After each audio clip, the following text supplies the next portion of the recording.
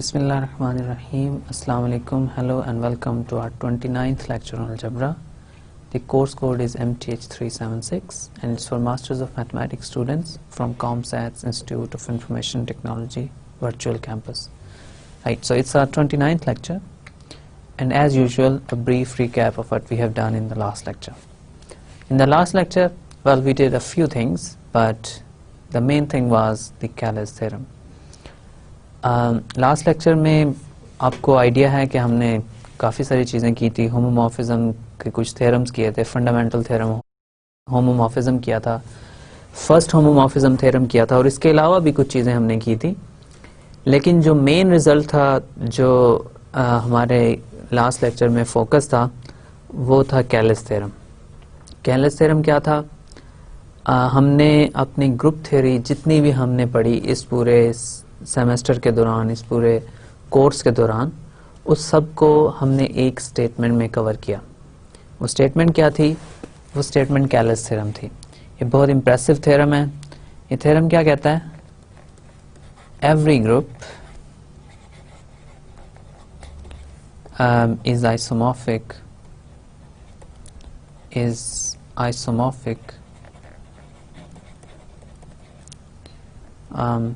to a group of permutations.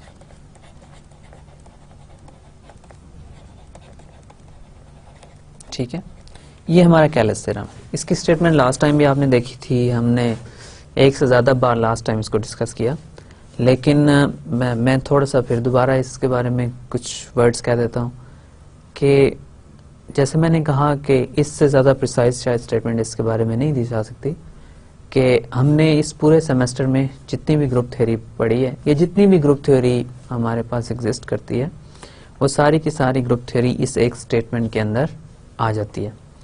ये statement क्या है कि जो भी आपके पास ग्रुप होगा, एवरी ग्रुप, जो भी ग्रुप है आपके पास, is isomorphic to a group of permutations. ठीक है, जितने भी आपके पास ग्रुप्स हैं, बहुत सारे एग्जाम्पल से हमने स्टार्ट किया. हमने सेट से स्टार्ट किया, इंटीजर्स के सेट से. फिर हमने रैशनल नंबर्स की बात की. इसके बाद हमने रियल नंबर्स की बात की, कॉम्प्लेक्स नंबर्स की थोड़ी सी बात की. फिर हमने नंबर सेट से हट के ग्रुप्स की बात करना शुरू की. हमने कहा कि हमारे पास कुछ फाइनाइट ग्रुप्स भी होते हैं. ऑर्डर 1 का ग्रुप होता है, ऑर्डर 2 के, ऑर्डर 3 के ग्रुप्स होते हैं, ऑर्डर 4 के ग्रुप्स होते हैं. फिर हमने Zn की बात की, मैट्रिसेस ग्रुप्स की बात की. फिर हमने कहा और एग्जांपल्स भी हैं ग्रुप्स की, जैसे हमने परमुटेशन ग्रुप्स की फिर बात की. और इसी तरह हमने ये डिस्कशन को काफ़ी जो है, इफ़ यू कैन से, हमने काफ़ी प्रोलॉन्ग किया इस डिस्कशन को. बहुत सारे डिफरेंट डायरेक्शंस में गए. साइक्लिक ग्रुप्स की बात की, अबिलियन ग्रुप्स की, नॉन अबिलियन ग्रुप्स की, बहुत सारे एग्जांपल्स की बात की. कुछ मैप्स डिफाइन किए, होमोमॉर्फिज्म डिफाइन किए. फिर हमने उन सब की एग्जांपल्स देखी ढेरों. लेकिन सारी की सारी जो ग्रुप थ्योरी है वो इस एक स्टेटमेंट में आके आप कह सकते हैं कि एक लिहाज से कंप्लीट हो जाती है कि जो भी ग्रुप, जितने भी कॉन्सेप्ट आपने पढ़े ग्रुप्स के, वो सारे सारे इधर आ रहे हैं. आप जो भी ग्रुप लेंगे वो आइसोमॉर्फिक होगा ग्रुप ऑफ परमुटेशंस के. ठीक है, ग्रुप ऑफ परमुटेशंस आपने देखे. आपने ग्रुप ऑफ परमुटेशंस में डिफरेंट ऑर्डर की परमुटेशंस देखी, वो सब के सब ग्रुप्स बनाए. हमने देखा उनमें से फिर डिफरेंट ऑर्डर्स के हम परमुटेशन ग्रुप्स फाइंड कर सकते हैं. जैसे हम ऑर्डर 2 का परमुटेशन ग्रुप तो जो है, हमें अपने देखा कि उसमें कोई ऐसा बहुत नई बात नहीं थी ऑर्डर 2 का परमुटेशन ग्रुप में. फिर ऑर्डर 3 के परमुटेशन हमने ग्रुप की बात की, तो उसमें हमने कहा कि वो ऑर्डर 3 का परमुटेशन ग्रुप S3 की बात की. ठीक है, तो S3 को हमने ये भी कहा कि वो S3 ऐसा ग्रुप है जो सेट, जो ग्रुप है symmetries of an equilateral triangle. Okay, S3 की बात की. S3 में ऑर्डर 6 का एक ग्रुप मिला. लेकिन S3 के सब ग्रुप्स की बात करें तो ऑर्डर 3 का आपको एक सब ग्रुप मिल जाएगा, A3 उसमें से. फिर आप उसके मजीद कुछ सब ग्रुप्स फाइंड कर सकते हैं. उसमें ऑर्डर 2 के आपको भी 3 सब ग्रुप्स मिल जाएंगे. ओके, तो इसका मतलब है परमुटेशन ग्रुप्स जो हैं डिफरेंट ऑर्डर्स के एग्जिस्ट करते हैं. ऑर्डर 1 का भी आपको परमुटेशन ग्रुप मिल जाएगा. ओके, सो ऑर्डर 6 का जो S3 है उसी में से आपको ऑर्डर 1 के भी परमुटेशन ग्रुप्स मिल गए, ऑर्डर 2 के भी मिल गए, ऑर्डर 3 के भी मिल गए, ऑर्डर 6 के भी मिल गए। ठीक है, अब ऑर्डर 4 और 5 के S3 के अंदर कोई परमुटेशन ग्रुप्स नहीं है। फिर आप D8 ले लें तो D8 में ऑर्डर 8 का परमुटेशन ग्रुप आपके पास आ गया। लेकिन इसके इवन परमुटेशंस आप लेंगे तो वो भी आप चेक करें कि क्या ये ग्रुप बनाता है। तो इसके सब ग्रुप्स में आपको ऑर्डर 4 का मोस्ट प्रॉब्ली सब ग्रुप मिल जाएगा। और फिर इसी तरह आप डिफरेंट ऑर्डर के परमुटेशन ग्रुप्स बना सकते हैं, हर ऑर्डर का परमुटेशन ग्रुप आपको मिल जाएगा, राइट। तो इसी तरह इनफाइनाइट ऑर्डर के ग्रुप्स की बात करें तो इनफाइनाइट सेट्स की परमुटेशंस भी आप फाइंड कर सकते हैं और उनके फिर सब ग्रुप्स की बात की जा सकती है। तो जो भी आप ग्रुप लेंगे, जिस भी ऑर्डर का वो होगा, उसके कॉरेस्पॉन्डिंग आपको एक परमुटेशन ग्रुप मिल जाएगा और हेंस वो जो ग्रुप होगा वो उस परमुटेशन ग्रुप के आइसोमॉर्फिक होगा। तो basically study of group theory is the study of permutations, right. So group theory में हम क्या परमुटेशंस को स्टडी कर रहे हैं, परमुटेशन की डिफरेंट प्रॉपर्टीज को स्टडी कर रहे हैं। परमुटेशंस कैसी होती हैं, वो मतलब कॉम्यूटेटिव भी होती हैं, परमुटेशंस साइक्लिक कब होती हैं, सारी के सारी एक एलिमेंट से जनरेट कब हो रही होती हैं। तो ये सारे कॉन्सेप्ट्स हम बेसिकली परमुटेशंस के बारे में आप कह सकते हैं इस ग्रुप थ्योरी में स्टडी करें। फिर ग्रुप की बात कर ली। अब जब आप परमुटेशन के ग्रुप से उस ग्रुप की बात करते हैं, सब ग्रुप की डिस्कशन भी इसी में आ गई। फिर अब बिलियन नॉन बिलियन ग्रुप्स की भी इसी में डिस्कशन आ गई और साइक्लिक वगैरह जो भी कॉन्सेप्ट थे वो भी इसी में आ गए। अब नेक्स्ट हमारे पास यहाँ पे एक वर्ड यूज हो रहा है आइसोमॉर्फिक का। तो आइसोमॉर्फिज्म हमने डिफाइन करने की भी वजह यही थी कि हम ग्रुप्स को आइसोमॉर्फिक कर रहे हैं ग्रुप ऑफ परमुटेशंस के। जब तक हमारे पास ये डेफिनेशन आइसोमॉर्फिज्म की नहीं होगी हम इस स्टेटमेंट को स्टेट नहीं कर सकते। तो जो ग्रुप थ्योरी को करने के डिफरेंट एम्स हो सकते हैं, डिफरेंट डायरेक्शंस हो सकती हैं, लेकिन जब हमने इस क्लास में ग्रुप थ्योरी स्टार्ट की थी तो जो मेरा इस कोर्स के लिए एम ये था कि मैंने ये स्टेटमेंट आपके सामने रखनी है इस थ्योरम की। तो इस थ्योरम की स्टेटमेंट आपके सामने रखने के लिए ही जो कुछ भी मैंने इस कोर्स में पूरे में किया वो इस स्टेटमेंट तक पहुंचने के लिए किया। ग्रुप थ्योरी की बहुत सारी और डायरेक्शंस हो सकती हैं। आप इस ग्रुप थ्योरी के ही कोर्स को बहुत सारी डिफरेंट डायरेक्शंस में लेके जा सकते हैं। डिफरेंट लोग अगर ग्रुप थ्योरी करेंगे तो वो शायद डिफरेंट डायरेक्शंस में भी जा सकते हैं।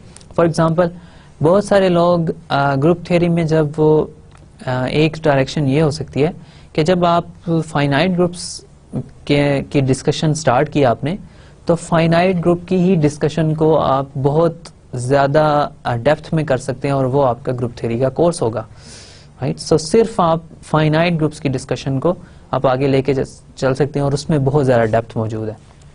फिर एक डायरेक्शन, इसके अलावा बहुत सारी डायरेक्शंस हो सकती हैं। आप इनफाइनाइट ग्रुप की थ्योरी को आप लेके चलते रहें। फिर इसमें और डायरेक्शंस भी हो सकती हैं, लेकिन जो हमारी डायरेक्शन जो भी हमने पूरा कोर्स में किया, हमारी डायरेक्शन इस कोर्स के लिए ये थी कि हमने कैलेस थ्योरम स्टेट करना है, राइट। तो जितनी भी हमने कॉन्सेप्ट स्टेट किए वो सब के सब इसी थ्योरम तक पहुंचने के लिए थे। इसके अलावा हमने बहुत ज़्यादा डिटेल में कोई बात नहीं की। जितने भी कॉन्सेप्ट्स हमें इस थ्योरम को स्टेट करने के लिए यूज़ करने थे वो सारे कॉन्सेप्ट्स आप समझ लें हमने डिफाइन किए, राइट। तो इट्स माय पर्सनल ओपिनियन कि Cayley's theorem is a very very nice theorem. एक और पर्टिकुलर डायरेक्शन जिसमें ग्रुप थ्योरी के कोर्स को लेके जाया जा सकता है वो ये है कि आप ऐसा ही एक थ्योरम आप ये भी स्टेट कर सकते हैं कि हर ग्रुप जो है वो एक मैट्रिक्स ग्रुप्स के आइसोमॉर्फिक है, ठीक है। अब ये परमुटेशन ग्रुप्स की हमने बात की, इसी का एक वर्जन आप बना सकते हैं इसी थ्योरम को यूज करते हुए ऑलमोस्ट, कि आप हर ग्रुप आपका जो है वो एक मैट्रिक्स ग्रुप्स के आइसोमॉर्फिक है, राइट। तो आप ये कह सकते हैं कि जो जितने भी आपके ग्रुप्स होते हैं वो बेसिकली मैट्रिसेस होते हैं। तो ग्रुप थ्योरी आपकी मैट्रिसेस की एक स्टडी का नाम है, ओके। आप ये भी कह सकते हैं।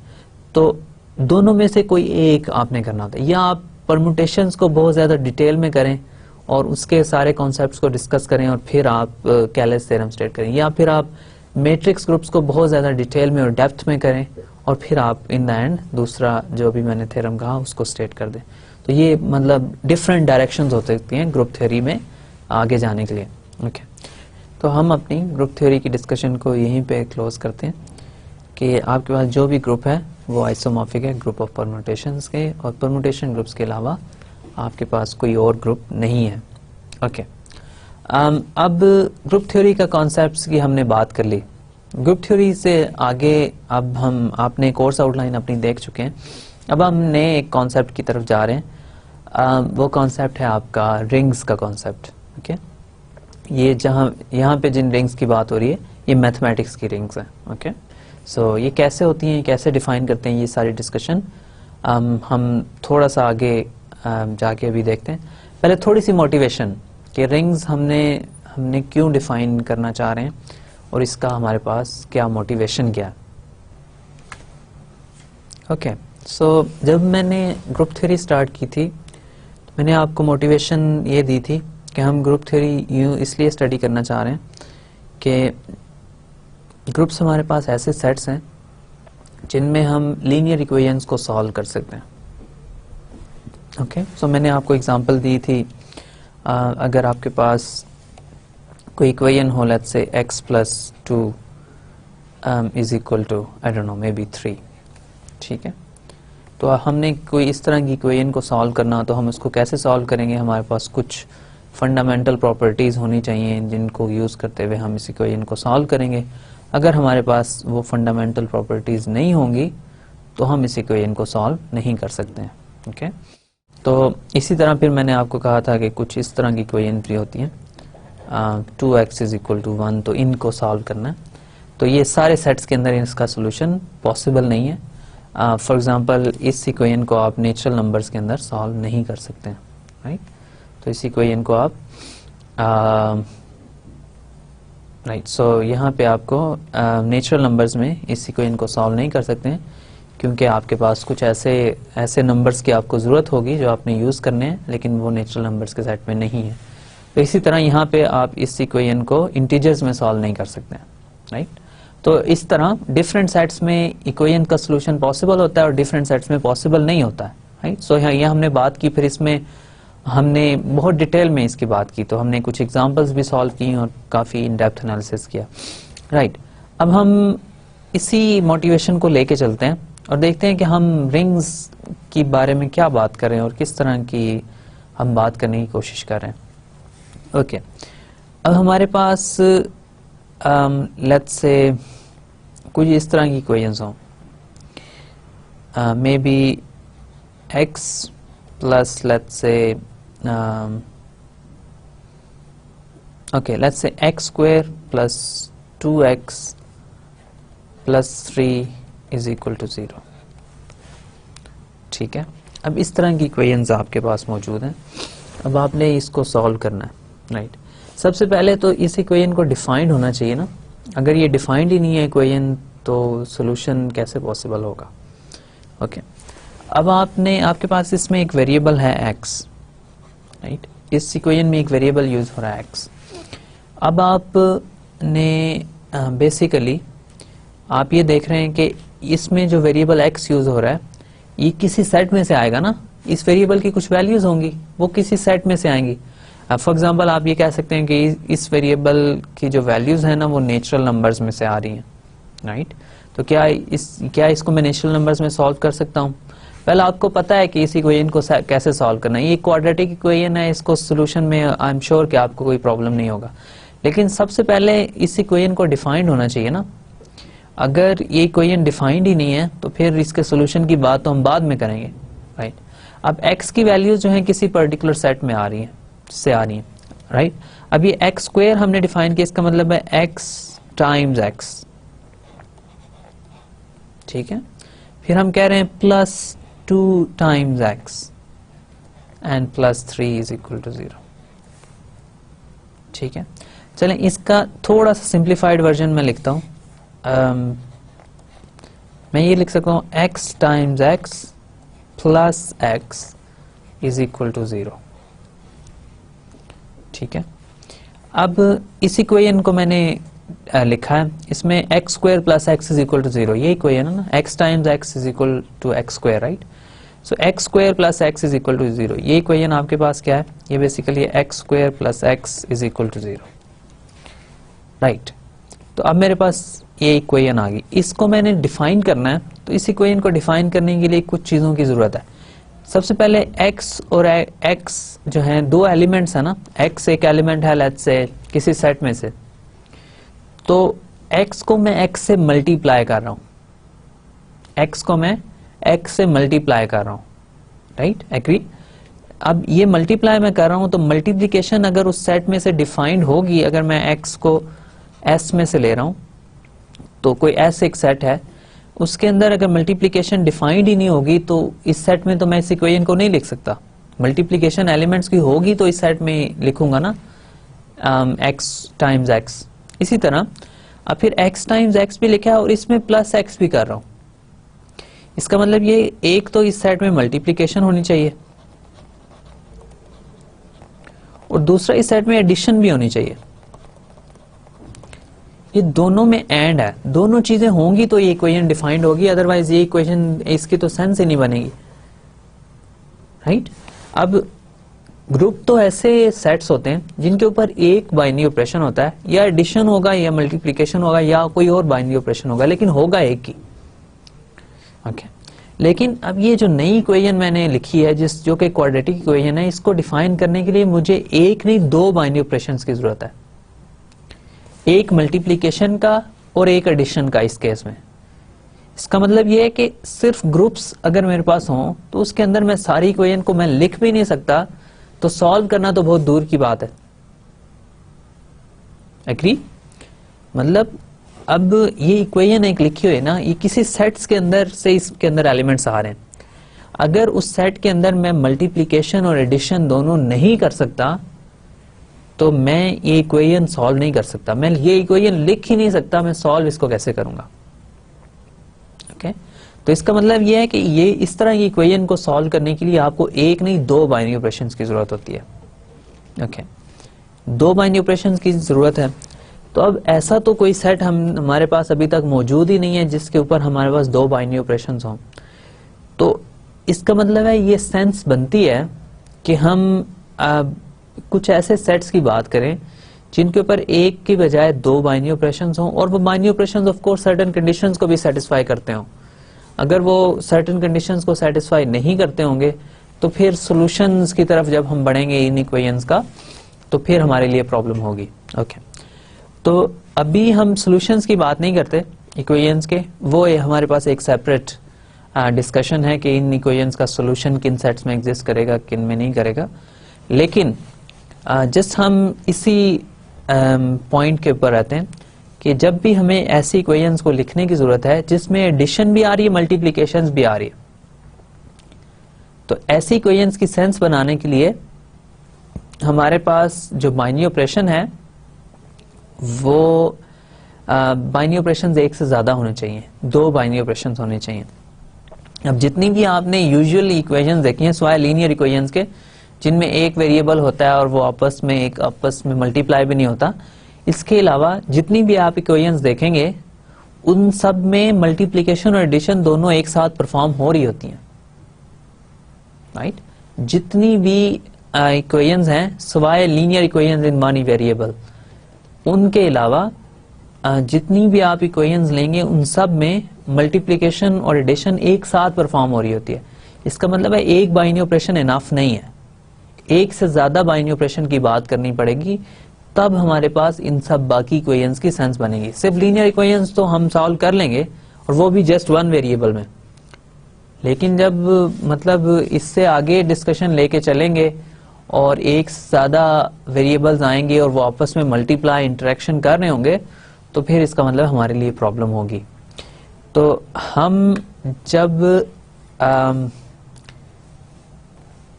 हमारे पास इसका मतलब एक सेट होना चाहिए जिसके अंदर ये इक्वेशंस डिफाइन होनी चाहिए, फिर उनको डिफाइन होने के लिए हमारे पास उसके ऊपर दो बाइनरी ऑपरेशंस होने चाहिए।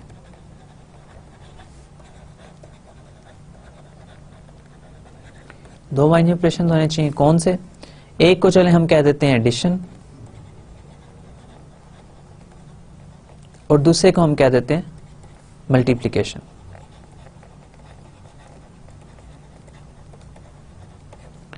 राइट। तो अब एक सेट है हमारे पास, उसके ऊपर दो बाइनरी ऑपरेशंस हमें लेने पड़ेंगे, एक एडिशन का और एक मल्टीप्लिकेशन का। ओके, एडिशन के केस में हम जितनी हमारी मैक्सिमम पॉसिबल कंडीशंस हैं उनको हम अज्यूम कर लेते हैं। हम कहते हैं कि ये सेट जो है, एडिशन की जो इक्वेशन है ना, उसका सोल्यूशन डेफिनेटली इसमें पॉसिबल होना चाहिए। ओके, तो हम कहते हैं कि ये जो सेट है ना, ये ग्रुप है अंडर एडिशन, यानी जो एडिशन वाली इक्वेशन थी जिसमें सिर्फ एडिटिव एलिमेंट्स आ रहे हैं, उसका सोल्यूशन इसमें डेफिनेटली पॉसिबल होना चाहिए। लेकिन मल्टीप्लिकेशन के केस में हम स्टार्ट करते हैं मिनिमम पॉसिबल कंडीशन से, और फिर हम अपनी डिस्कशन को एक्सपैंड करते हैं, और हो सकता है कि हम, अगर हमारे पास हमारा डिजायर्ड पर्पस सॉल्व ना हो तो हम अपनी कंडीशंस को इंक्रीज कर दें लेटर ऑन। लेकिन वो सेट्स जिसमें ये इक्वेशंस डिफाइंड भी हों और उनका सोल्यूशन भी एग्जिस्ट करता हो, उन सेट्स की हम बात नहीं करेंगे इस कोर्स में। वो आपका जो है ना एक सेपरेट कोर्स है, सेपरेट सेट्स हैं जिनको हम फील्ड्स कहते हैं। ओके, सो ये फील्ड्स का टॉपिक होपफुली आपने लीनियर अलजेब्रा के कोर्स में देखा होगा या रियल एनालिसिस के कोर्स में देखा होगा। तो यहाँ पे हम इतने ज़्यादा कंडीशंस और इतने बड़े सेट्स की बात नहीं करेंगे, लेकिन हम एडिशन के केस में सारी पॉसिबल कंडीशन अज्यूम कर रहे हैं। मतलब ये कि एडिशन के केस में जो इक्वेशन हम डिफाइन करें उसका सोल्यूशन डेफिनेटली पॉसिबल होना चाहिए। लेकिन मल्टीप्लिकेशन के केस में हम मिनिमम पॉसिबल कंडीशन से स्टार्ट करते हैं और फिर देखते हैं कि हम इसको कहाँ लेके जा सकते हैं। ओके, सो मैं अब आपको डेफिनेशन दे रहा हूँ रिंग की, और रिंग की डेफिनेशन में बेसिकली मैं ये जो अभी हमने थोड़ी डिस्कशन की, इसी को कंटिन्यू कर रहा हूँ कि रिंग क्या होगी। एक सेट होगा, उसके ऊपर बाइनरी ऑपरेशंस होंगे और फिर कुछ कंडीशंस होंगी। उन कंडीशंस को हम देखते हैं, और फॉर्मली रिंग की डेफिनेशन यह है, वो यहाँ पे गिवन है। तो रिंग क्या होती है? ये मैथमेटिक्स की रिंग है, अलजेब्रा की रिंग है। तो अलजेब्रा में एक रिंग होता है, एक सेट। ओके, अलजेब्रा की सबसे शायद खूबसूरत बात यह है कि अलजेब्रा का एक कॉन्सेप्ट से दूसरे कॉन्सेप्ट पे हम आसानी से जा सकते हैं, वो उसी के जनरलाइजेशन होता है, और फिर हम इसी तरह आगे जो भी हम कॉन्सेप्ट्स की बात करेंगे वो फर्स्ट कॉन्सेप्ट से जनरलाइज हो जाते हैं। उसी की फर्स्ट बेसिक कॉन्सेप्ट जो भी है, ग्रुप का कॉन्सेप्ट फर्स्ट बेसिक कॉन्सेप्ट है, तो उसी में कुछ एडिशंस करने से हमारे नेक्स्ट सारे अलजेब्रा के कॉन्सेप्ट्स आते हैं। तो ये अलजेब्रा की शायद सबसे खूबसूरत बात है। ये एक फ्लो करता है, एक if you want to call it, just flows like a stream, right. So इसमें हर कॉन्सेप्ट जो है एक दूसरे से फॉलो होता है। ओके, अब रिंग्स का कॉन्सेप्ट है। रिंग में क्या है? ग्रुप में आपके पास एक सेट था, उसके ऊपर एक बाइनरी ऑपरेशन था, और बाइनरी ऑपरेशन सर्टेन कंडीशंस को सेटिस्फाई करता था, वो ग्रुप बन गया। ओके, लेकिन हम कंडीशंस के थ्रू डिफाइन कर देते हैं चीज़ों को, एक्सियम के थ्रू डिफाइन कर देते हैं। लेकिन ग्रुप थ्योरी के एक्सपीरियंस से आपको ये पता होना चाहिए कि ये कंडीशंस जो है ये बहुत एब्स्ट्रैक्ट चीज़ें नहीं है, ये इनकी एक फिजिकल सिग्निफिकेंस है, कोई रीज़न है इनके बिहाइंड जिसकी वजह से हम डिफाइन कर रहे हैं। ग्रुप जो है वो एक सेट और बाइनरी ऑपरेशन और कंडीशंस नहीं है, ग्रुप्स परम्यूटेशंस हैं। तो इसी तरह रिंग्स जो हैं वो हम जब भी डिफाइन करते हैं मैथमेटिक्स के कॉन्सेप्ट्स को, हम कोशिश करते हैं उनको एक्सियम्स की फॉर्म में कुछ कंडीशंस देके हम डिफाइन कर दें, लेकिन उसके बाद हम उसकी फिजिकल सिग्निफिकेंस को भी इग्नोर नहीं करते, उनकी भी हम बात जरूर करते हैं। ओके, जैसे हमने ग्रुप्स के केस में किया। तो रिंग है आपके पास, रिंग क्या है? एक सेट है, उसके ऊपर दो बाइनरी ऑपरेशन होने चाहिए, एक नहीं दो बाइनरी ऑपरेशन है। ठीक है, अभी तक ग्रुप और रिंग के कॉन्सेप्ट में क्या चेंज आई है? बाइनरी ऑपरेशन दो हैं, सेट एक ही है, जो सेट था पहले वही सेट आप ग्रुप का सेट आप कंसिडर कर लें, उसके ऊपर दो बाइनरी ऑपरेशन है, एडिशन का और मल्टीप्लिकेशन का। अब ये बहुत नेचुरल है एक्सपेक्ट करना कि आपका जो सेट है उसके ऊपर एक से ज्यादा बाइनरी ऑपरेशन हो। जैसे मैंने आपको भी एग्जांपल दी इक्वेशंस की, ज्यादातर इक्वेशंस में मल्टीप्लिकेशन और एडिशन दोनों हो रही होती है। आपने अभी तक जब भी आपने कोई सेट लिया था, आपने अर्ली स्कूल डेज से आपने कहा था इसमें एडिशन भी डिफाइन करो, इसमें मल्टीप्लिकेशन भी डिफाइन करो, सब्ट्रैक्ट भी करो एलिमेंट्स को, डिवाइड भी करो। तो आप चार डिफरेंट चीजों की बात कर रहे थे, लेकिन मतलब ये कि इनमें से दो ही बेसिक कॉन्सेप्ट्स हैं, एडिशन और जो सब्ट्रैक्शन है वो एक ही कॉन्सेप्ट है और डिवीजन और मल्टीप्लिकेशन एक ही कॉन्सेप्ट है, राइट, जब हम ग्रुप्स और इसके अलजेब्रा के कॉन्सेप्ट्स में आ जाते हैं। तो एडिशन का और सब्ट्रैक्शन क्यों एक है? क्योंकि एडिशन का मतलब ये है कि a प्लस पी और a माइनस पी, मतलब ये दोनों इंटर रिलेटेड कॉन्सेप्ट हैं, क्योंकि a माइनस पी का मतलब ये है कि a में b का इन्वर्स ऐड करते हैं। ओके, सो ग्रुप्स में इन्वर्स एग्जिस्ट करते हैं, तो a में b का इन्वर्स आप ऐड कर दें, तो ये एडिशन ही है, सब्ट्रैक्शन जो है वो एडिशन ही है। इसी तरह मल्टीप्लिकेशन जब आपके पास डिफाइंड हो तो डिवीजन भी मल्टीप्लिकेशन ही होती है। इसका मतलब यह है कि आप a से b के इन्वर्स को मल्टीप्लाई कर दें, मल्टीप्लिकेटिव इन्वर्स को, सो a टाइम्स 1 ओवर b हो जाएगा, तो a ओवर b आ जाएगा, राइट। तो एडिशन और मल्टीप्लिकेशन जो हैं ये मेजर कॉन्सेप्ट्स हैं, और सब्ट्रैक्शन और डिवीजन जो हैं वो एडिशन और मल्टीप्लिकेशन रिस्पेक्टिवली इन दोनों के इक्विवेलेंट हैं। ओके, सो आपने जब भी आपने बात की स्टार्ट से, आपने नंबर्स आपको दिए जाते थे, आपको कहा जाता था इनको ऐड भी करना है और मल्टीप्लाई भी करना है। ओके, सो अब ग्रुप्स में हम एक ही काम कर सकते थे, या किसी एक पर्टिकुलर ग्रुप में या उसको ऐड कर सकते थे या मल्टीप्लाई कर सकते, दोनों नहीं कर सकते थे एक ही टाइम में। ग्रुप के ऊपर एक ही बाइनरी ऑपरेशन होता है। ओके, लेकिन अब हम रिंग्स में आ गए हैं, रिंग्स की बात कर रहे हैं, तो अब हम सेट ले रहे हैं अपनी जरूरत के तहत, आई मस्ट से सेट्स ले रहे हैं जिनमें हम दो डिफरेंट ऑपरेशंस परफॉर्म कर सकते हो, एडिशन भी परफॉर्म कर सकते हो, मल्टीप्लिकेशन भी। अब एडिशन और मल्टीप्लिकेशन यहाँ पे नोटेशंस हैं, राइट। जैसे मैंने आपको कहा कि ये कुछ और भी बाइनरी ऑपरेशंस हो सकते हैं, जैसे परमुटेशंस के केस में ये कंपोजिशन था, ये मॉड्यूलो एडिशन भी हो सकती है, ये कुछ भी हो सकता है, लेकिन बस दो डिफरेंट बाइनरी ऑपरेशंस डिफाइन होने चाहिए। इन जनरल हम यूजुअली एडिशन और मल्टीप्लिकेशन ही लिया करेंगे। ओके, सो इसका मतलब ये हुआ कि हमारे पास एक सेट है, उसके ऊपर हम दो बाइनरी ऑपरेशंस डिफाइन कर रहे हैं। किस लिए डिफाइन कर रहे हैं? क्योंकि हमें जरूरत है, हम सेट्स पे एक से ज्यादा ऑपरेशंस करते आए हैं और हम ऐसा ही करना चाहते हैं कि एक सेट के ऊपर एक से ज्यादा बाइनरी ऑपरेशंस हमें अलाउड होने चाहिए। ओके, सो रिंग क्या है? एक सेट है, उसके ऊपर दो बाइनरी ऑपरेशंस हैं, और फिर फर्स्ट कंडीशन से आप बहुत ज्यादा फेमिलियर हैं। फर्स्ट कंडीशन क्या है कि ये जो सेट है ना, ये अबिलियन ग्रुप होना चाहिए एडिशन के अंदर।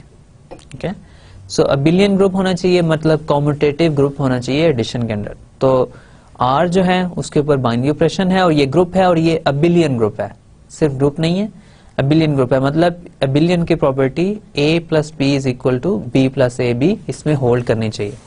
ओके, सो एडिशन के अंदर हमने सारी मैक्सिमम पॉसिबल कंडीशंस ले ली, आप कह सकते हैं। इसके अलावा एडिशन के अंदर हम ऐसा कोई कंडीशन नहीं ले सकते।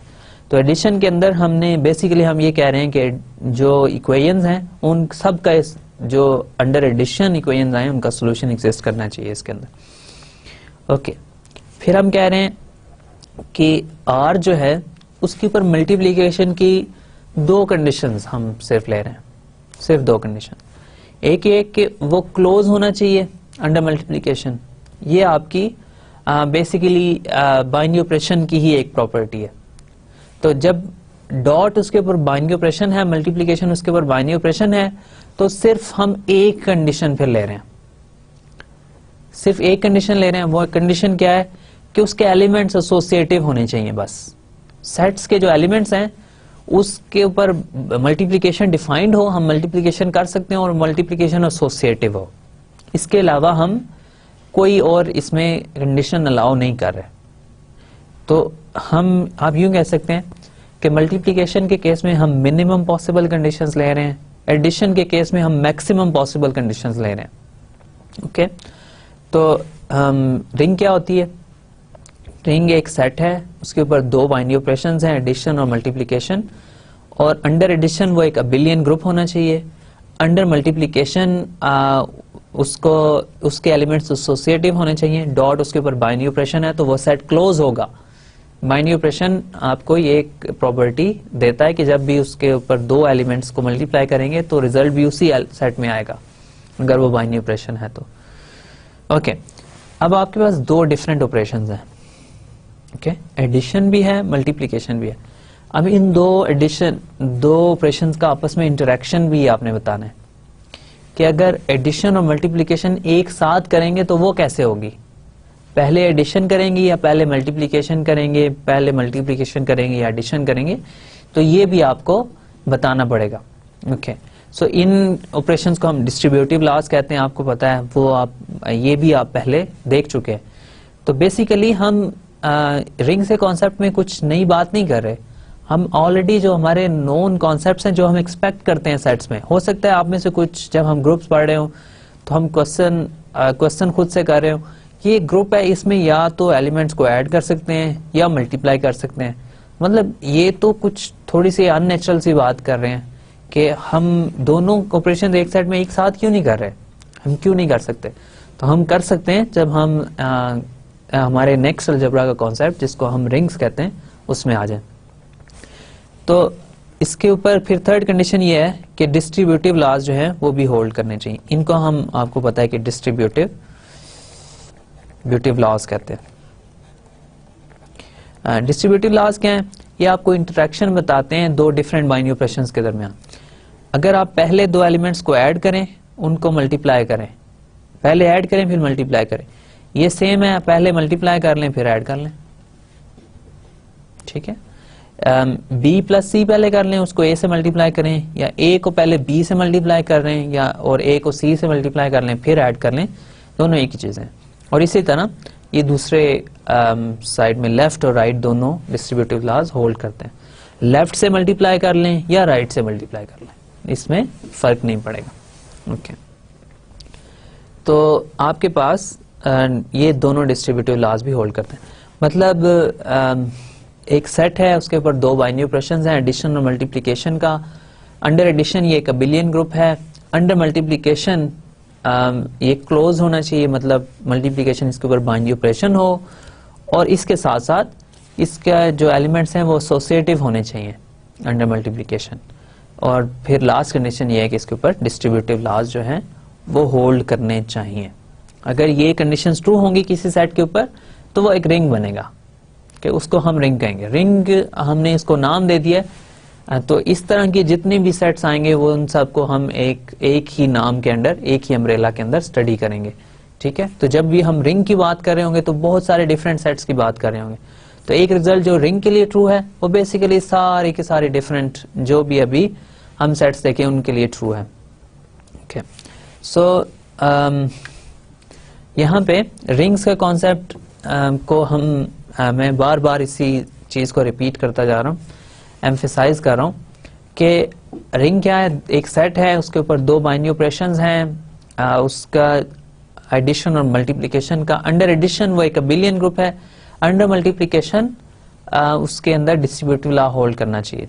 ओके, हमारे पास एक और डेफिनेशन है, शायद कभी आपको ये काम आ जाए। सेमी ग्रुप क्या होता है? ये सेमी ग्रुप थ्योरी एक अगेन एक कंप्लीट फील्ड है मैथमेटिक्स की, लेकिन यहाँ पे हम यूज कर रहे हैं इस डेफिनेशन को बगैर आपको बताए हुए, तो मैं आपको डेफिनेशन बता भी देता हूँ सेमी ग्रुप क्या होता है। तो सेमी ग्रुप ये है कि अगर आपके पास एक सेट हो S और उसके ऊपर एक बाइनरी ऑपरेशन हो, बाइनरी ऑपरेशन हो डॉट, तो अगर S is closed under dot और दूसरी कंडीशन ये हो कि elements of S are associative, मतलब ब्रैकेट चेंज का ऑपरेशन इसमें अलाउड हो, मतलब ये कि A times B times C is equal to AB times C, ठीक है। तो ऐसे सेट को हम सेमी ग्रुप कहते हैं। ओके, सो ये बहुत इजी आपके पास इसकी डेफिनेशन है। तो जैसे आपके पास कोई सा सेट हो, उसके ऊपर एक बाइनरी ऑपरेशन आप डिफाइन कर लें, मल्टीप्लिकेशन होना जरूरी नहीं है, कोई सा बाइनरी ऑपरेशन हो, तो अगर वो बाइनरी ऑपरेशन उस सेट के ऊपर क्लोज्ड हो और एलिमेंट्स उसके एसोसिएटिव हों सेट के, तो उसको हम सेमी ग्रुप कहेंगे। तो इससे क्लियर है कि हर ग्रुप सेमी ग्रुप होता है, क्योंकि उसमें ज्यादा कंडीशंस ट्रू होती हैं, इसमें तो कम कंडीशंस हैं, तो हर ग्रुप जो है वो एक सेमी ग्रुप होता है। तो अब लास्ट डिस्कशन को अगर मैं सेमी ग्रुप की फॉर्म में कहूँ तो मैं ये कहूँगा कि आर एक रिंग है, अगर उसके ऊपर दो बाइनरी ऑपरेशन हो, एडिशन और मल्टीप्लिकेशन, अंडर एडिशन जो है वो एक अबिलियन ग्रुप हो, अंडर मल्टीप्लिकेशन वो एक सेमी ग्रुप हो, और उसके अंदर डिस्ट्रीब्यूटिव लॉज होल्ड करते हैं। ओके, तो ये भी आप रिंग की डेफिनेशन ऐसे भी दे सकते हैं कि अंडर एडिशन वो एक अबिलियन ग्रुप हो, अंडर मल्टीप्लिकेशन एक सेमी ग्रुप हो, और उसके ऊपर डिस्ट्रीब्यूटिव लॉज भी होल्ड करते हो, लेफ्ट और राइट दोनों डिस्ट्रीब्यूटिव लॉज। ओके, तो अब अगर आप सेमी ग्रुप की एग्जांपल ऐसे सेमी ग्रुप की एग्जांपल देखना चाहते हो जो ग्रुप ना हो, तो ऐसे भी सेमी ग्रुप एग्जिस्ट करते हैं। जैसे अगर आप z की बात करें, इंटीजर्स की अंडर मल्टीप्लिकेशन, तो ये वेल नोन है कि ये एक ग्रुप नहीं है। मल्टीप्लिकेशन के अंदर इंटीजर्स का सेट एक ग्रुप नहीं है। ओके, लेकिन मल्टीप्लिकेशन के अंदर इसके दो एलिमेंट्स को मल्टीप्लाई करेंगे, आपको फिर एक इंटीजर ही मिलेगा। दो इंटीजर्स को मल्टीप्लाई करेंगे, आपके पास रिजल्ट एक इंटीजर ही आएगा। इसी तरह इंटीजर्स को आप डिफरेंट ऑर्डर्स में मल्टीप्लाई करें, आपके पास कोई फर्क नहीं पड़ेगा। जैसे आप 2 को 3 से मल्टीप्लाई करें, फिर 5 से मल्टीप्लाई करें, या 2 हो और 3 टाइम्स 5 हो, अब दोनों का आंसर आप चेक कर लें, ये 6 और 6 5 30 होगा, और 5 टाइम्स 3 15 टाइम्स 2 30। तो ये फर्क नहीं पड़ता कि किस ऑर्डर में आप मल्टीप्लाई करेंगे इंटीजर्स को। दो इंटीजर्स को आप मल्टीप्लाई करें, या गेन इंटीजर आएगा। और इसी तरह इंटीजर्स को किसी भी ऑर्डर में मल्टीप्लाई कर सकते हैं, मतलब वो एसोसिएटिव होते हैं। ओके, तो इसका मतलब यह है कि z डॉट जो है इज अ सेमी ग्रुप। ठीक है, मल्टीप्लिकेशन इसके ऊपर बाइनरी ऑपरेशन है और इसके एलिमेंट्स एसोसिएटिव हैं, इसलिए z एक सेमी ग्रुप है। अब इसकी डिस्कशन में मैं ज्यादा नहीं जाता। तो हमारे पास डेफिनेशन आ गई रिंग की। अब इसकी कुछ एग्जांपल्स देखते हैं। अलजबरा की एक और बहुत खूबसूरत बात यह है कि अलजबरा के आप तकरीबन जितने भी कोर्स लेंगे ना, उनका सबका ऑर्डर सेम होता है। मतलब ये कि अगर आपने ग्रुप्स में एक कॉन्सेप्ट पहले डिफाइन किया ग्रुप का, तो फिर उसके बाद आप लेट्स से ग्रुप का कॉन्सेप्ट आपने डिफाइन किया, फिर उसकी कुछ एग्जांपल्स देंगे, फिर उसके बाद आप नेक्स्ट कॉन्सेप्ट सब ग्रुप का डिफाइन किया था, और फिर इसी तरह आगे चलते रहे, होमोमॉर्फिज्म आए, आइसोमॉर्फिज्म आए और सब कुछ। तो यही सब कुछ किसी भी अलजबरा के कॉन्सेप्ट के लिए यूजुअली इसी सीक्वेंस में चलता है। तो जब आपको एक कॉन्सेप्ट जो है, एक कॉन्सेप्ट किस अलजबरा का पता हो बहुत डिटेल में, तो आप बाकी सारे कॉन्सेप्ट्स को इजीली फॉलो कर सकते हैं। राइट, तो वही ग्रुप्स की बातें हम इंशाल्लाह रिंग्स की टर्मिनोलॉजी में करेंगे, और होपफुली आपके लिए बहुत आसान होगा और बहुत क्लियर हो जाएगा इंशाल्लाह। ओके, सो अब आपके पास नेक्स्ट बात हो रही है कुछ एग्जांपल्स की हम बात करें। तो एग्जांपल्स में हम देखते हैं, लेट्स से हम एग्जांपल में बात करते हैं रियल नंबर्स की। ओके, और स्टार्ट करते हैं, चलें नेचुरल नंबर से स्टार्ट करते हैं। एडिशन चाहिए, इसके ऊपर मल्टीप्लिकेशन चाहिए। ठीक है, ओके। अब नेचुरल नंबर्स के ऊपर एडिशन भी डिफाइंड है, मल्टीप्लिकेशन भी डिफाइंड है। आप इनको मल्टीप्लाई कर सकते हैं, ऐड कर सकते हैं, इसमें मैटर नहीं करता है। आप दो नेचुरल नंबर्स लें, उनको ऐड कर लें, आपके पास एक नेचुरल नंबर आ जाएगा। दो नेचुरल नंबर्स लें, उनको मल्टीप्लाई कर लें, आपके पास एक नेचुरल नंबर आ जाएगा। राइट, सो इसमें कोई प्रॉब्लम नहीं है। प्रॉब्लम इसमें यह है कि natural numbers under addition is not a group.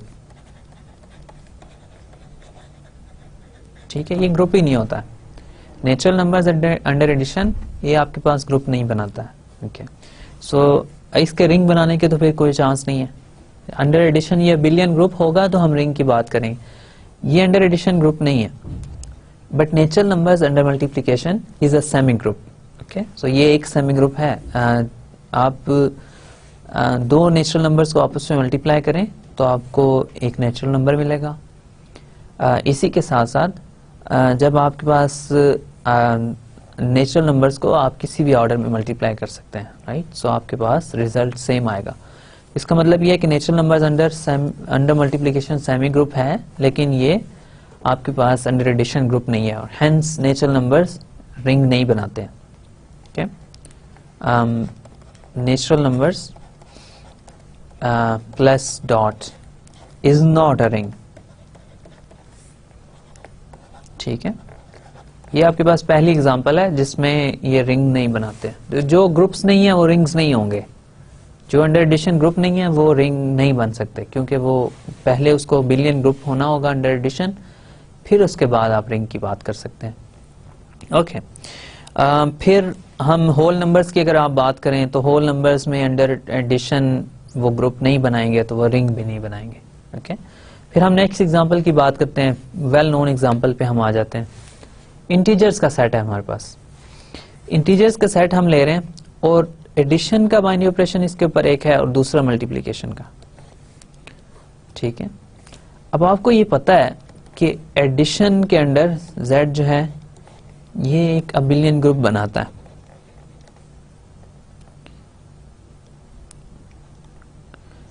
It's an abelian group under addition.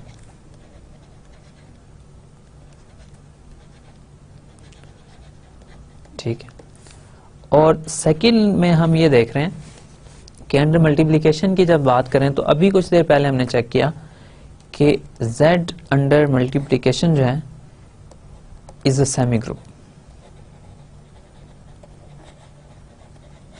ठीक है, अंडर मल्टीप्लिकेशन ये सेमी ग्रुप भी है, तो अंडर एडिशन ये बिलियन ग्रुप है, अंडर मल्टीप्लिकेशन ये सेमी ग्रुप भी है। तो इसका मतलब ये हुआ कि इसमें अगर सिर्फ डिस्ट्रीब्यूटिव लॉज अगर होल्ड करें तो ये आपके पास रिंग की पहली एग्जांपल आ सकती है।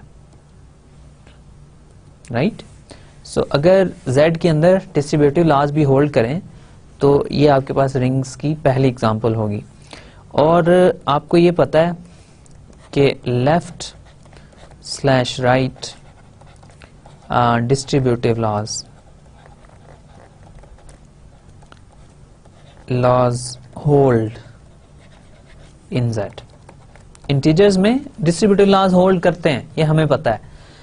ये आपको कहाँ से पता है? ये आपको आपकी अर्ली क्लासेस से पता है, या आपको रियल एनालिसिस से पता है, या आपको आपके लीनियर अलजेब्रा के कॉन्सेप्ट से भी ये इसका पता होगा कि इंटीजर्स के सेट में लेफ्ट और राइट डिस्ट्रीब्यूटिव लॉज होल्ड करते हैं। राइट, सो इसके अंदर आपका बिलियन ग्रुप हमने प्रूव किया हुआ ऑलरेडी, z डॉट इसका सेमी ग्रुप हमने अभी कुछ देर पहले प्रूव किया, और लेफ्ट राइट डिस्ट्रीब्यूटिव लॉज जो हैं हमें अपने प्रीवियस नॉलेज से पता है कि इंटीजर्स के अंदर लेफ्ट और राइट डिस्ट्रीब्यूटिव लॉज दोनों होल्ड करते हैं। तो इसका ये मतलब हुआ कि z अंडर एडिशन और मल्टीप्लिकेशन दोनों अगर बाइनरी ऑपरेशन लेंगे तो z plus dot is a ring. ठीक है, so it is a ring. So हमारे पास रिंग की हमें पहली एग्जांपल मिल गई। इंटीजर्स का सेट है, उसके ऊपर एडिशन और मल्टीप्लिकेशन अगर हम डिफाइन करेंगे, दोनों ऑपरेशंस इसमें अलाउड हैं, तो ये सेट जो है इन दोनों ऑपरेशंस के अंडर एक रिंग बनाएगा। राइट, सो ग्रुप्स के लिए भी हमें पहली एग्जांपल जो हमने देखी थी वो इंटीजर्स का सेट था, और जो रिंग्स के केस में भी हमारी पहली एग्जांपल जो है वो इंटीजर्स का सेट है। ओके, अब इसके बाद इसकी मजीद एग्जांपल्स की हम बात करते हैं। तो इसकी नेक्स्ट एग्जांपल में हम Zn की बात करते हैं। ओके, Zn क्या है आपको पता है, इंटीजर्स मॉडुलो n का ये सेट है, और इसमें कौन से एलिमेंट्स हैं? इंटीजर्स को हम डिवाइड करें positive integer, fixed positive integer n से, तो आपके पास जो सेट आता है वो जो रिमाइंडर्स का सेट आता है वो Zn है। इसकी हमने बहुत ज्यादा डिटेल देखी, एक से ज्यादा डिफरेंट डायरेक्शन से हमने इस सेट को स्टडी किया। तो Zn का आपके पास सेट है। Zn के ऊपर हमने एडिशन भी डिफाइन करनी है, मल्टीप्लिकेशन भी डिफाइन करनी है, और देखना है कि Zn एक रिंग बनाता है या नहीं बनाता। सो Zn के ऊपर हम डिफाइन कर रहे हैं एडिशन भी, और हमने मल्टीप्लिकेशन भी डिफाइन करना है। अब आपको ये पता है कि Zn के ऊपर हमारे पास कौन सी एडिशन है, और उसी को लेके हम मल्टीप्लिकेशन भी डिफाइन करेंगे। अब Zn के ऊपर जो एडिशन है वो मॉडुलो एडिशन है, मतलब ये कि आपने कोई से दो एलिमेंट्स को Zn में ऐड करना है, तो आपको मॉडुलो अरिथमेटिक से हम उसको ऐड करेंगे। मतलब इसकी एक अगर मैं स्मॉल एग्जांपल लेके पहले आपको अगर हम करके दिखाएं, होपफुली इससे क्लियर हो जाएगा। Z3 आपके पास ये एलिमेंट्स हैं इसके अंदर, और इसके ऊपर आपने मॉडुलो एडिशन करनी है। तो आपको पता है कौन सी एडिशन है, इसके ऊपर 1 + 1 जो है वो 2 ही होगा, 1 + 1 2 होगा, 1 + 2 जो है वो 3 है, लेकिन 3 मॉडुलो 2 जो है वो आएगा आपके पास 0। तो 1 + 2 जो है वो 0 है इस केस में। ओके, सो इस केस में एडिशन आपको पहले से पता है कैसे डिफाइंड है, और आपको ये भी पता है कि Z3 जो है is abelian group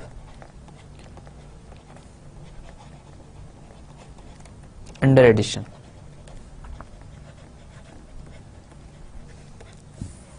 Z3 जो है ये एक बिलियन ग्रुप है अंडर एडिशन। ओके, ये आपको पहले से पता है।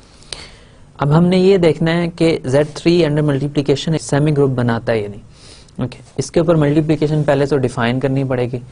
मल्टीप्लिकेशन कैसे डिफाइन करनी है, आपने 2 एलिमेंट्स को मल्टीप्लाई करना है इस सेट में से। लेट्स से 2 को 2 से आप मल्टीप्लाई करना चाह रहे हैं, तो 2 × 2 4 आएगा, तो 4 को आपने जस्ट मॉडुलो 3 कर देना। सो 4 मॉडुलो 3 जो है आपके पास आ जाएगा 1। ओके, इसी तरह आपने कोई से 2 और एलिमेंट को मल्टीप्लाई करना है, तो आप फॉर एग्जांपल करेंगे 0 × 1, तो ये आपके पास आ जाएगा 0, और 0 को आप कर देंगे मॉडुलो 2 मॉडुलो 3, तो ये भी आपके पास 0 आ जाएगा। फिर आप करेंगे 1 × 1, और तो ये आपके पास आ जाएगा 1, और 1 मॉडुलो 3 करेंगे आपके पास फिर 1 आ जाएगा। Okay, right. तो ये मल्टीप्लिकेशन ऐसे डिफाइंड है Z3 के अंदर या Zn के अंदर भी। जब भी 2 एलिमेंट्स को मल्टीप्लाई करें, उनको मल्टीप्लाई कर लें और फिर आप उनके ऊपर मॉडुलो ऑपरेशन अप्लाई कर दें।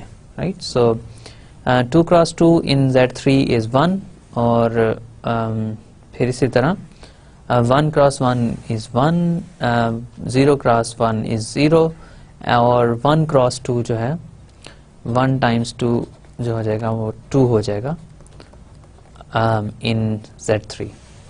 ठीक है, तो ये आपके पास इसमें मल्टीप्लिकेशन डिफाइंड है। ओके, सो अब आपने ये देखा कि जब भी आप 2 एलिमेंट्स को मल्टीप्लाई करते हैं तो आपका रिजल्ट Z3 में ही आता है। अब आप ये चेक कर सकते हैं कि Z3 के अंदर जो मल्टीप्लिकेशन है वो एसोसिएटिव है। ओके, अब इसमें आपने चेक करना है, तो इसमें आप 3 एलिमेंट्स को इसमें लेने पड़ेंगे। सो सबसे शायद जो नॉन ट्रिवियल केस है वो यही है कि 2 को आप 3 टाइम्स ले लें, 2 × 2 और maybe ×1। Okay, so just to differentiate, अब 2 × 2 आपके पास हो जाएगा 4, 4 × 1 4 हो जाएगा, 4 मॉडुलो 3 क्या आ जाएगा, 4 मॉडुलो 3 1 आ जाएगा। फिर आपके पास है नेक्स्ट में हो जाएगा 2 × 2 × 1, तो ये आ जाएगा आपके पास 2 × 2, सो दैट्स 4 मॉडुलो 3 1 आ जाएगा। तो ये एलिमेंट्स एसोसिएटिव हैं, ये आपके पास चेक करना कोई इतना मसला नहीं है। तो इसमें एसोसिएटिव लॉ भी होल्ड करता है अंडर मल्टीप्लिकेशन। ये जो सेट है ये क्लोज्ड भी है अंडर मल्टीप्लिकेशन, तो इसका मतलब है Z3 जो है एक सेमी ग्रुप है under multiplication. So Z3 under multiplication is a semi group.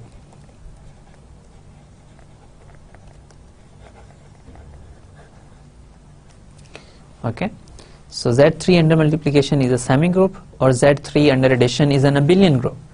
और फिर इसके ऊपर डिस्ट्रीब्यूटिव लॉज की अगर आप बात करना चाह रहे हो, तो इसके ऊपर आप डिस्ट्रीब्यूटिव लॉज अगर हम चेक करें, तो एक डिस्ट्रीब्यूटिव लॉ को मैं यहाँ पे आपको इस साइड पे चेक कर देता हूँ। ये इतना हार्ड नहीं है, बहुत आसान सी बात है। आपने अगर एलिमेंट्स लें let's say 2 times let's say 2 + 1, तो ये सेम होना चाहिए 2 × 2 + 2 × 1 के। राइट, सो ये सेम होना चाहिए। अब इस साइड से आप देखें तो 2 × 2 + 1 ये 3 हो जाएगा। 3 × 2 क्या है 6, 6 मॉडुलो 3 करेंगे तो आपके पास आ जाएगा 0। ओके, फिर आप इस साइड की बात करें 2 × 2 4 आ जाएगा, 4 + 2 6 आ जाएगा, और फिर 6 मॉडुलो 3 करेंगे तो 0 आ जाएगा। ओके, सो ये दोनों साइड्स इक्वल हैं। डिस्ट्रीब्यूटिव लॉ इस पे होल्ड करता है, तो डिस्ट्रीब्यूटिव लॉज होल्ड करते हैं। दूसरा सेकंड डिस्ट्रीब्यूटिव लॉ आप प्लीज खुद चेक कीजिएगा। ये अबिलियन ग्रुप है अंडर एडिशन, ये सेमी ग्रुप है अंडर मल्टीप्लिकेशन। डिस्ट्रीब्यूटिव लॉज भी होल्ड करते हैं, तो Zn जो है इज अ रिंग। ठीक है, Zn अंडर एडिशन और मल्टीप्लिकेशन एक रिंग है। ओके, सो ये एक और एग्जांपल हमें रिंग की मिल गई। 2 एग्जांपल्स हो गए हमारे पास। पहली एग्जांपल ये है कि हमने इंटीजर्स का सेट लिया, उसके ऊपर एडिशन और मल्टीप्लिकेशन डिफाइंड है, उसमें हमने चेक किया तो हमें ये पता चला कि वो एक रिंग है। इसी तरह Zn की बात की, Zn अंडर एडिशन और मल्टीप्लिकेशन भी एक रिंग है। ओके राइट, सो नेक्स्ट है हमारे पास एक और एग्जांपल। इस एग्जांपल में क्या हो रहा है, ये एग्जांपल है n क्रॉस n मैट्रिसेस है हमारे पास, एंट्रीज इसकी रियल नंबर्स में से आ रही है। ओके अब एंट्रीज इसमें इसकी किसी और सेट में भी आ सकती हैं। फॉर एग्जांपल हम ये ले सकते हैं कि n क्रॉस n मैट्रिसेस हैं और इंटीजर्स में से एंट्रीज आ रही हैं। ओके सो इसी सेट की बात करते हैं पहले। इस सेट में क्या हो रहा है, अब आपको ये पता है कि आप मैट्रिसेस को ऐड भी कर सकते हैं और मैट्रिसेस को मल्टीप्लाई भी कर सकते हैं। ओके आपको ये पता है हमारे ग्रुप थ्योरी के पोर्शन से कि अंडर एडिशन ये जो सेट है ये एक अबिलियन ग्रुप बनाता है।